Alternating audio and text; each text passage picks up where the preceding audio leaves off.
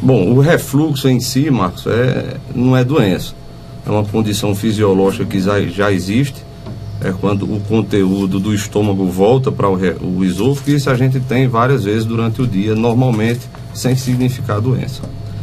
Quando esse conteúdo do estômago causa doença no esôfago, causa inflamação, causa irritação, ou até nas vias aéreas altas, ouvido, garganta, nariz, ou quando ele causa sintomas, aí a gente classifica como doença do refluxo. Então o refluxo nada mais é do que esse retorno do conteúdo que está no estômago para o esôfago. É um fluxo ao contrário, né? O fluxo normal é boca, esôfago, estômago e intestino. Então quando ele volta, quando ele reflui, ele pode ou não causar sintomas ou doença. E quando causa, a gente usa o nome de doença do refluxo. Quais são os principais sintomas? Bom, os sintomas típicos do refluxo são a azia, que é aquela sensação de queimação atrás do externo, aqui atrás do peito. Cada paciente refere isso de uma maneira diferente, mas a gente chama de azia. E a regurgitação de alimento, que é quando você percebe o alimento que você já engoliu há algumas horas voltar para o esôfago, às vezes até chegar na boca.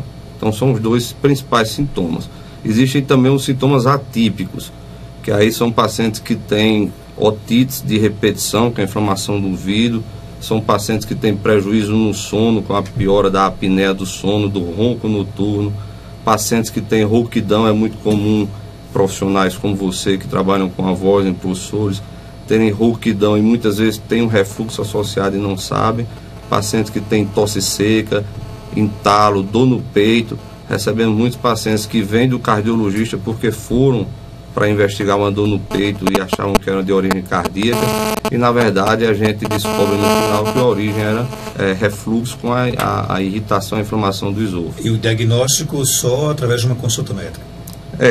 Quando hoje as diretrizes falam, quando a gente tem azia e regurgitação, a gente não precisa de exame complementar para diagnosticar o refluxo. A gente usa esses exames, principalmente a endoscopia, para classificar e para investigar algumas possíveis complicações do refluxo. Mas o diagnóstico pode ser eminentemente clínico. Quando os sintomas não são tão típicos, o paciente tem, por exemplo, uma rouquidão, uma tosse seca, aí sim a gente precisa diagnosticar lançando mão de alguns exames. Tem cura o refluxo? Infelizmente não, Marcos. A gente consegue controlar. O refluxo ele é aceito como uma doença crônica, né? Como quem tem refluxo sofre de alterações anatômicas nesse fechamento entre esôfago e estômago, essas alterações persistem durante toda a vida.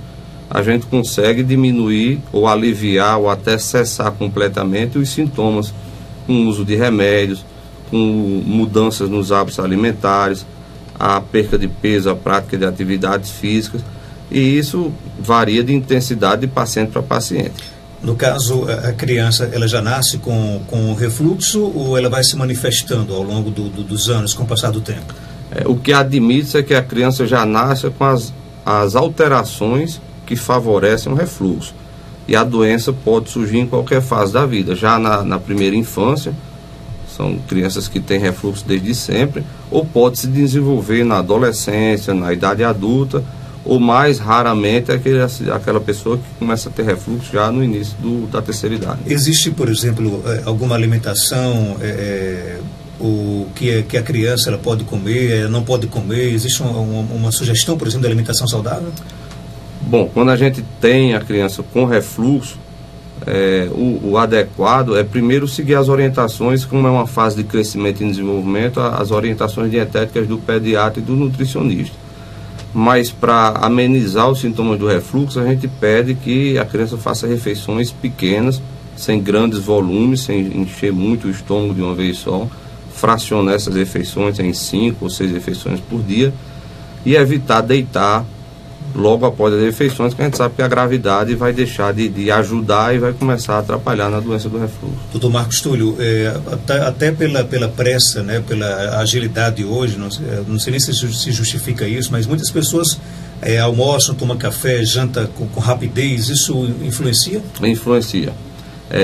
Eu falo muito a meus pacientes que eu prefiro que eles mudem a maneira de comer do que o que estão comendo, porque mudar o tipo de comida, o hábito alimentar é mais difícil.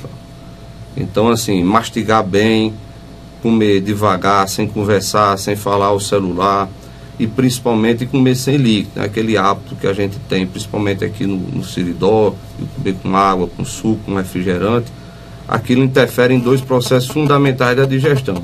Um é da mastigação, a gente termina mastigando menos, engolindo o alimento num conteúdo mais sólido.